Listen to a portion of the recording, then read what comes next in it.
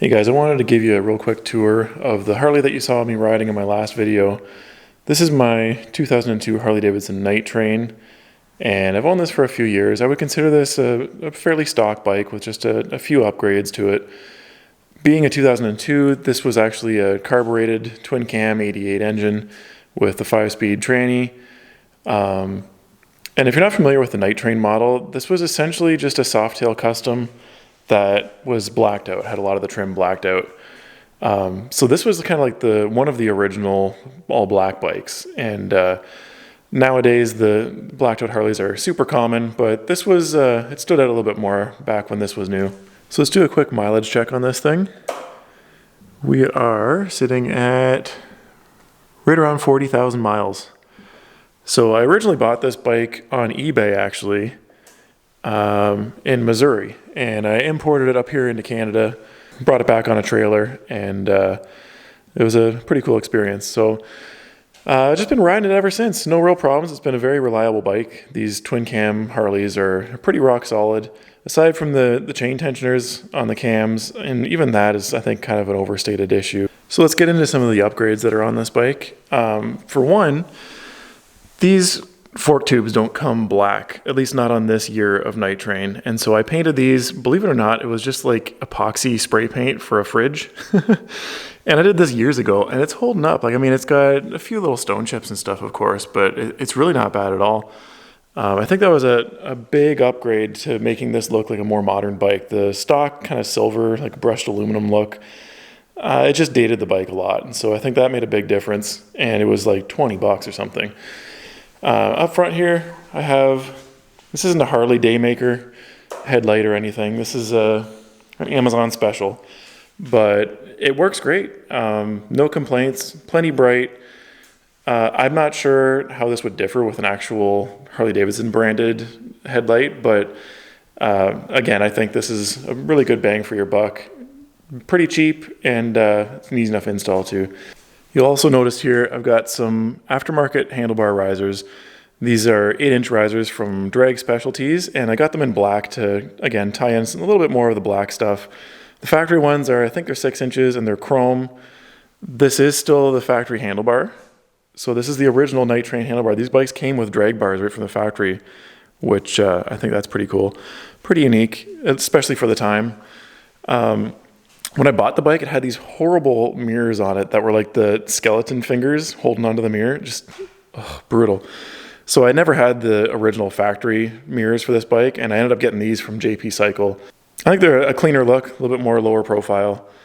Visibility, to be perfectly honest, is not that great out of them. I think the shape is maybe not the most functional shape in terms of actually having a good view out of the back, but I think they look cool, and they're, I mean, of course, way better than those other ones that were on there. The previous owner put some aftermarket pegs on this thing, and got the matching brake pedal.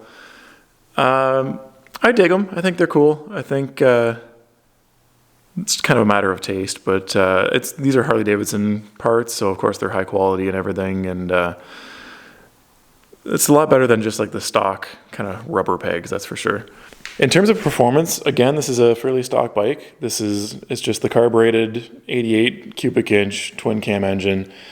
It's got a K&N air filter in it and a set of Vance and Hines big shot pipes. To be perfectly honest, the bike is slow, sounds awesome, and it's fun to ride, but this is definitely not a sport bike by any means. I've got a little temperature gauge on the oil cap here, as you can see.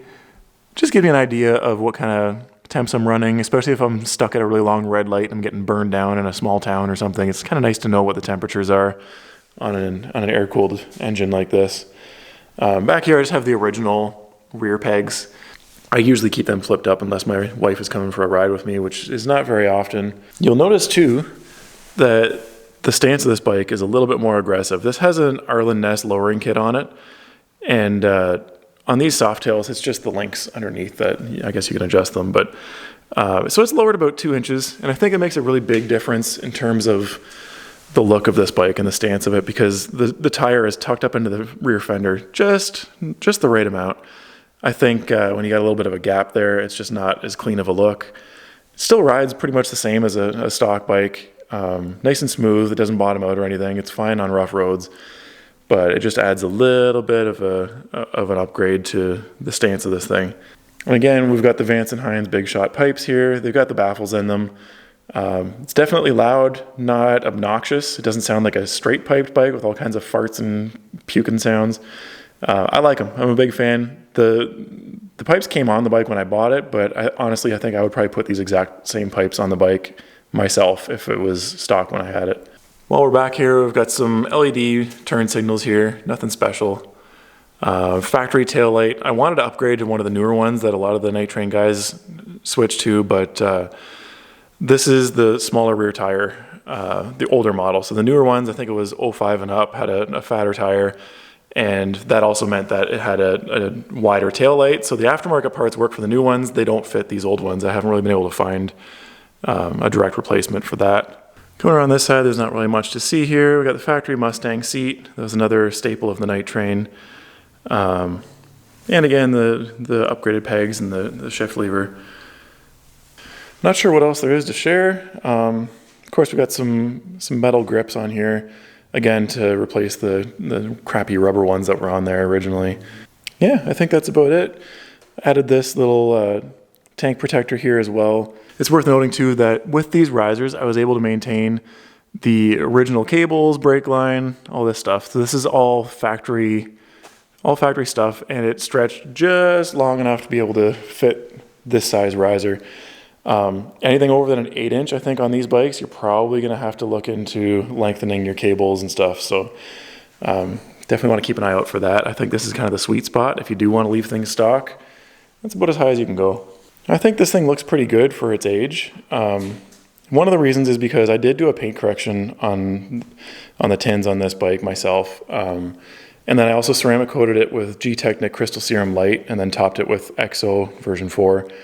Very common ceramic coatings that I use on vehicles, and of course, to do a bike, it takes like a few drops. And so I did that probably at least 6 years ago, and it's holding up great. It still beads water really well.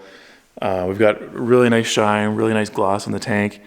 This vivid black color from Harley Davidson is, in my opinion, it's known for being pretty soft paint, pretty easy to scratch. And so the ceramic coating isn't gonna like make it scratch proof, but it does help with deflection, and it keeps like bugs and stuff from sticking on it too much. And in turn, that'll keep you from scratching your paint by having to scrub those off physically. They'll just come off with the pressure washer or even just a garden hose or something. So yeah, that's why the paint looks the way that it does. I spent some time polishing it and getting into all the little nooks and crannies. Of course, there's still a few scratches here and there that are just too deep to take out, but for an old bike like this with a little bit of mileage, I mean, I don't think this is considered a high mileage bike at all, but I think it looks pretty good considering. So that's just a quick look at my Harley Davidson Night Train. Thank you guys for watching the video. Make sure to stick around and subscribe if you want to watch some more videos. Check out the site too, HD-Fanatic.com. I'm planning on pumping out a whole bunch of Harley related content on both of these platforms. So thank you guys, and I'll catch you in the next video.